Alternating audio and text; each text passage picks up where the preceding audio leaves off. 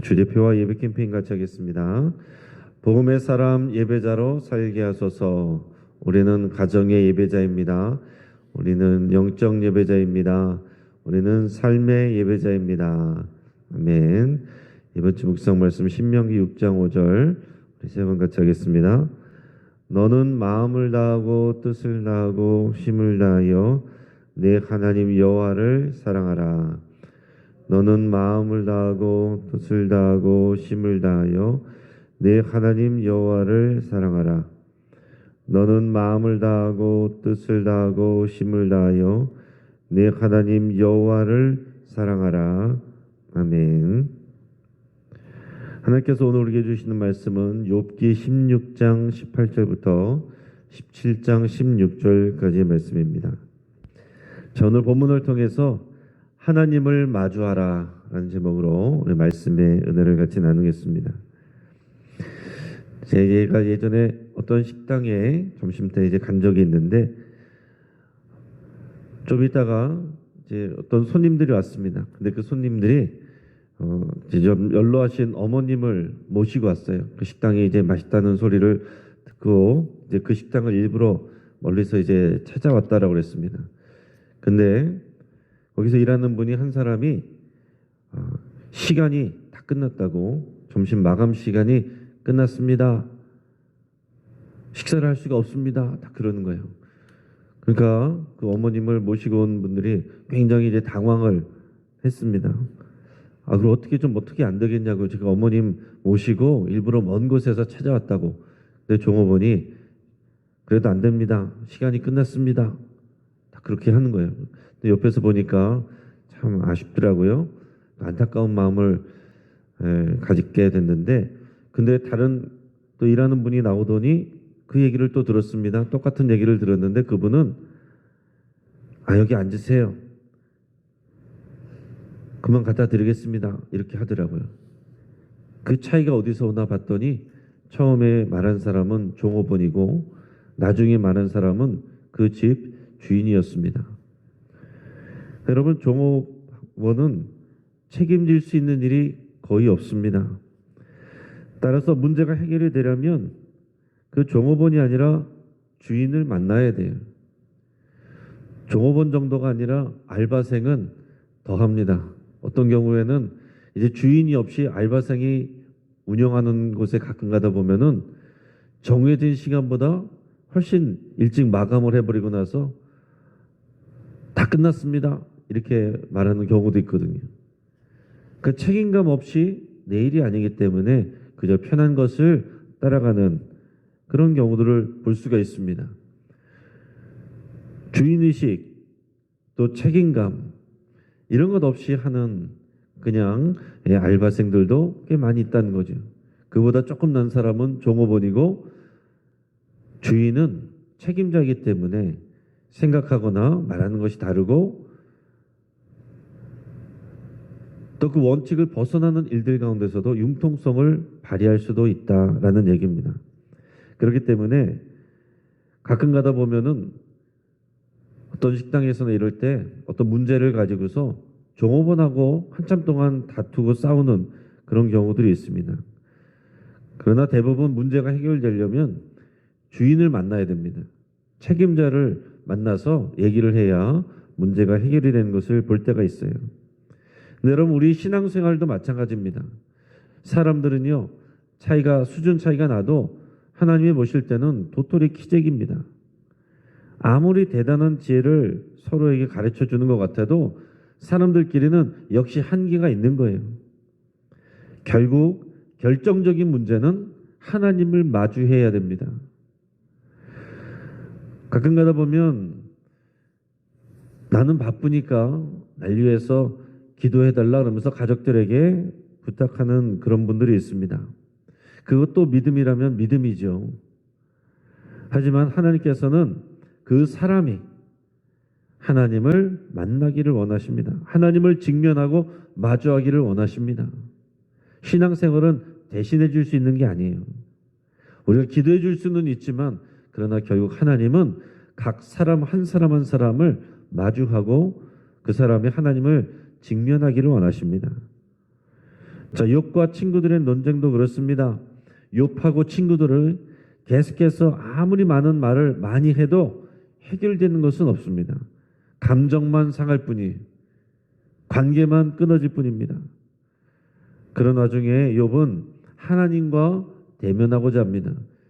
그래서 이 글들을 읽다 보면, 성경을 읽다 보면 욥이 친구들에게 얘기를 하다가 어느 순간부터는 하나님 앞에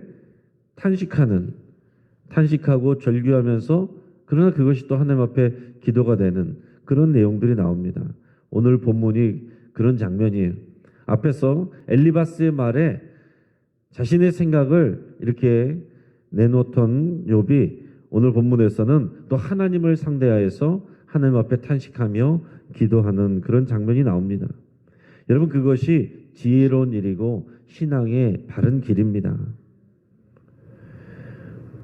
오늘 4군데 정도로 하나님 앞에 절규하는 내용들이 나오는데, 먼저는 16장 18절에서 22절까지의 내용입니다. 그 중에서 18절, 19절 우리 같이 읽겠습니다.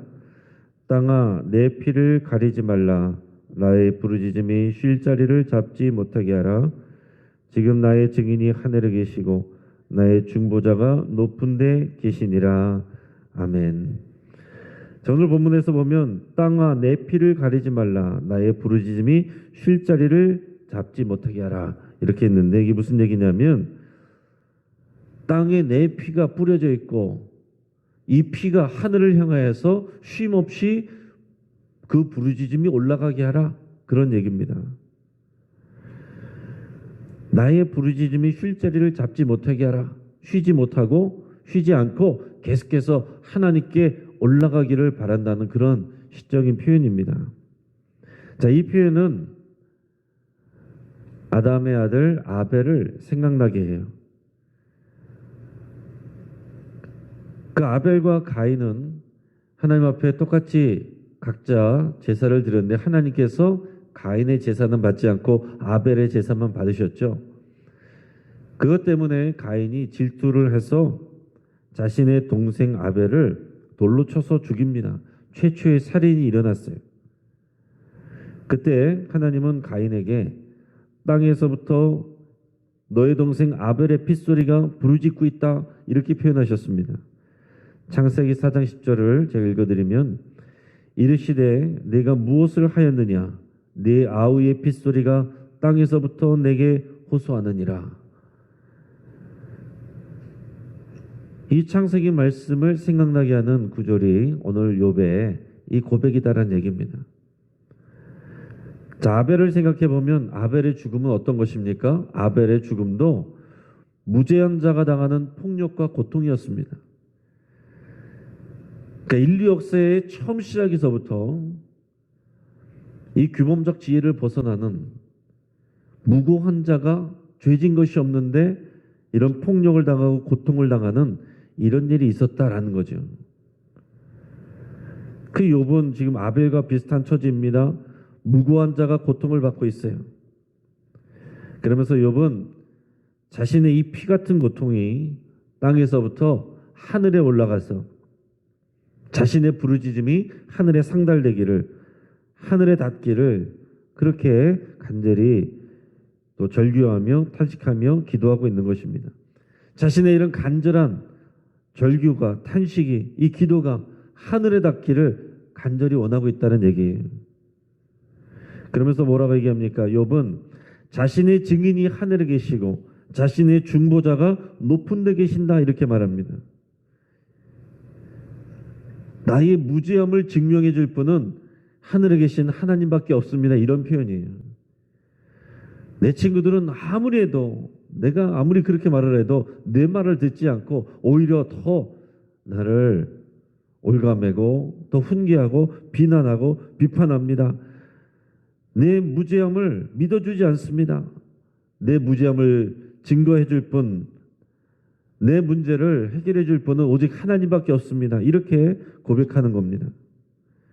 자, 욥이 처음 부분에 자신이 고난을 당할 때 뭐라고 말했냐면, 주신 이도 하나님이시요 거두신 분도 하나님이십니다, 이런 고백을 했어요. 그 모든 것은 하나님의 주권 안에 있습니다. 이 고백을 했거든요.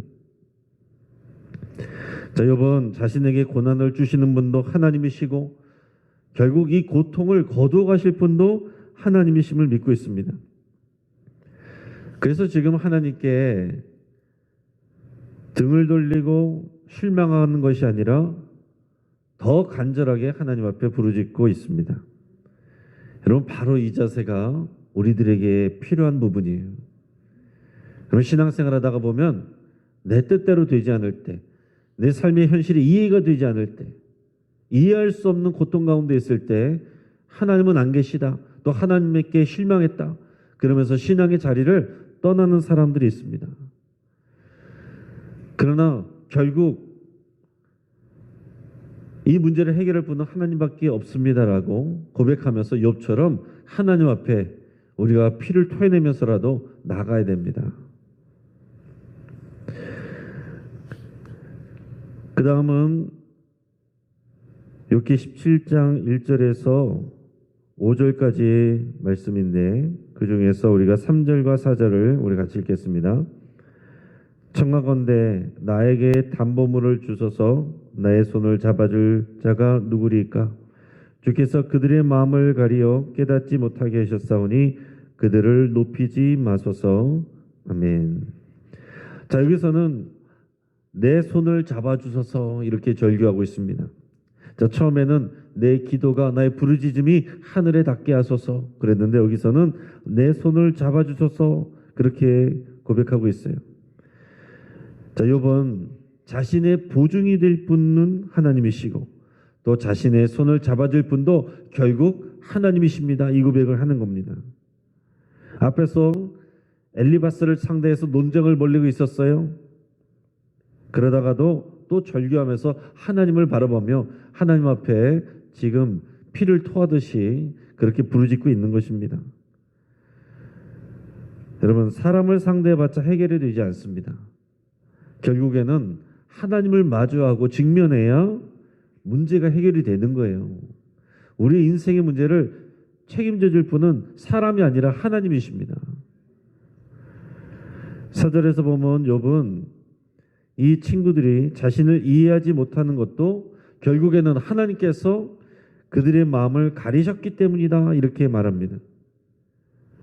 그러면서 자신을 고통스럽게 한 친구들을 하나님께서 높이지 말아달라고 그런 기도를 해요. 우리 어떻게 생각하면 그런 기도를 어떻게 드릴 수 있나 할 수 있지만 여러분, 이것도 믿음입니다. 내가 심판하리라, 내가 벌주리라, 그게 아니라 하나님께 맡겨드리는 거예요. 하나님께서 저들을 판단하시고 하나님께서 저들을 높이지 말아달라고 하나님께 맡겨드리는 겁니다. 여러분, 우리도 마찬가지예요. 우리도 사람을 상대해서 문제를 해결할 수가 없습니다. 특히 나를 오해하고 나에게 상처 주는 사람하고 여러분 싸워봤자 남는 게 없습니다. 결국에는 서로 더 큰 상처를 주고받을 뿐입니다. 여러분, 가정 안에서도 가족끼리 누가 옳은지 끝까지 가보자 그래 보십시오. 어떻게 됩니까? 가정이 깨집니다. 여러분, 교회 안에서 누가 옳은지 끝까지 해보자 싸워보십시오. 교회가 깨집니다. 누가 옳은 것으로 끝난다라고 해서 그가 영광받을 게 없어요. 결국에는 상처만 남고 공동체가 깨지는 겁니다. 승자는 없습니다. 우리는 욥처럼 사람이 아니라 하나님을 마주하고 직면해야 됩니다. 자, 그 다음 말씀을 보면 6절에서 10절까지 말씀인데 그 중에서 10절 말씀을 같이 읽겠습니다. 너희는 모두 다시 올지니라. 내가 너희 중에서 지혜자를 찾을 수 없느니라. 아멘. 한마디로 말하면 몰라서 그러는 거다, 그런 표현을 하는 것입니다. 자, 욥은 친구들이 다시 와도 그들에게 지혜자를 찾을 수 없다라고 말합니다. 욥은 친구들이 하는 말이 틀린 말은 아니지만 나에게는 맞지 않는 거라는 것을 지금 계속해서 말하고 있습니다. 자신을 향해서 퍼붓는 비판과 훈계가 일반적으로는 옳지만 자신의 상황에는 맞지 않는다는 것을 강조를 하고 있어요. 지금 욥은 친구들이 하는 그 규범적 지혜, 인과응보적인 선악을 하나님께서 구별하시고 또 권선징악에 역사하시는 것을 부정하는 것이 아닙니다. 그러나 현실에서는 그런 규범적 지혜를 벗어나는 일들이 얼마든지 많다는 것을 친구들이 모르고 있다는 걸 지금 지적하고 있는 것입니다. 여러분, 우리가 이것을 생각해야 되는 거죠. 우리 이것을 깊이 생각해야 되는 것입니다. 우리 권선징악이지만 하나님께서 모든 일들을 책임지시지만은 그러나 이 땅에서는 그러지 않는 것 같은 일들이 얼마든지 있을 수 있습니다. 무고한 자가 선한 사람이 고통을 받기도 하고 악인과 죄인들이 떵떵거리면서 사는 일처럼 일들이 많아 보이기도 합니다. 그러나 그런 일들이 있을 수 있는 거예요. 이해할 수 없는 하나님의 일하신 일도 있는 것입니다. 그러나 우리가 더 크게 보면 이 땅에서 일들이 아니라 결국 마지막으로 하나님 앞에 가면은요, 결국은 규범적 지혜가 맞습니다. 이 땅에서 선한 사람들이 억울하게 죽고 피해를 보는 것 같아도 하나님께서 믿음으로 산 선한 사람들을 신원하여 주시고 이 땅에서 떵떵거리다가 잘 먹고 잘 살았던 그런 죄인들, 악인들은 결국 하나님 앞에서 심판을 받습니다. 더 나아가서 이 땅에서는 저 사람은 법 없어도 살 것 같은 사람도 하나님 앞에 심판대 앞에 가면은요, 그 안에 숨겨져 있는 모든 죄가 드러나고 하나님 앞에 심판을 받습니다. 또 저 사람은 별거 아닌 것 같았어도 하나님 앞에서 칭찬받고 더 존귀하고 높은 자리로 가서 하나님의 영광을 받을 수 있어요. 이게 우리들의 모든 생각과 지식의 그런 한계를 뛰어넘는다는 얘기입니다. 그러면서도 결국은 하나님께서 권선징악의 일들을 이루신다는 거예요. 그러나 이 땅에서 이 친구들이 말하는 것, 그것은 폭이 좁은 일들이고 친구들은 그 온전한 지혜를 모르고 있다, 이렇게 얘기합니다. 자, 이 말을 깊이 생각해 보면요, 남들이 우리에게 상처 주는 말과 행동을 하는 것도 잘 몰라서 그러는 거다. 잘못이 있으면 하나님이 바로 잡을 것이다, 이렇게 생각하면서 하나님께 맡겨드려야 됩니다. 우리가 그것을 생각을 해야 되는 거예요. 나도 남들을 다 이해할 수 없는데 남들이 어떻게 우리 상황과 사정을, 우리 마음속 깊은 것을 다 이해할 수가 있겠습니까? 그 사람이 나빠서가 아니라 몰라서 그러는 거다, 이렇게 하고 받아들이고 넘겨야 된다는 거예요. 어떻게 나한테 저럴 수가 있어, 그러면서 끝까지 누가 옳은지 해보자, 네가 이렇게 했으니 나는 더 큰 것을 줄 거야, 이렇게 가면 서로 다 망하는 것입니다. 몰라서 그러는 거다, 이것이 우리에게 고백이 있어야 됩니다. 이어서는 11절부터 16절까지 말씀인데 그 중에서 15절 16절 말씀을 같이 읽겠습니다. 나의 희망이 어디 있으며 나의 희망을 누가 보겠느냐? 우리가 흙 속에서 쉴 때에는 희망이 스올의 문으로 내려갈 뿐이니라. 아멘. 자, 여러분, 여기서 욥이 말하는 것은 뭐예요? 희망이 없다라는 걸 말하고 있습니다. 나의 희망이 어디 있냐? 나의 희망을 누가 보겠느냐? 우리가 흙 속에서 쉴 때 언제입니까? 죽을 때죠. 내가 죽으면 이 희망도 스올의 문으로 내려갈 뿐이다. 죽음의 세계로 내려갈 뿐이다. 희망도 사라진다는 얘기죠. 나에게 희망이 없다, 이렇게 표현하고 있는 것입니다. 절망을 말하고 있는 거예요. 절규하고 있는 것입니다. 근데 여러분, 이것을 곰곰이 깊이 생각해 보면 그 마음 깊은 곳에 있는 이 욥의 목소리를 들을 수 있어야 돼요. 나는 희망이 없다. 나 죽으면 모든 희망도 사라진다. 이게 무슨 얘기입니까? 그 안에서는 내가 죽기 전에 하나님 내게 희망을 주세요, 이 본심이 거기에 담겨 있는 것입니다. 여러분, 여기저기에 나 죽을 거야 하는 사람들은 나 붙잡아 달라, 이런 소리 하는 것입니다. 우리가 절망 속에서 희망을 볼 수 있어야 돼요. 욥이 하나님 앞에서 절규하는 것도 결국은 하나님을 소망하고 있기 때문에 그런 것입니다. 하나님께 소망을 두지 않는 사람은 절망도 얘기하지 않아요. 여러분 주변에서 보면 젠틀하게 행동한다고 하나님께 아무런 말도 하지 않는 사람들이 있습니다. 기도하지 않는 사람들이 있습니다. 그러면서 어려운 일이 있을 때 기도하는 가족들을 핀잔을 줘요. 신앙생활 그렇게 하지 마.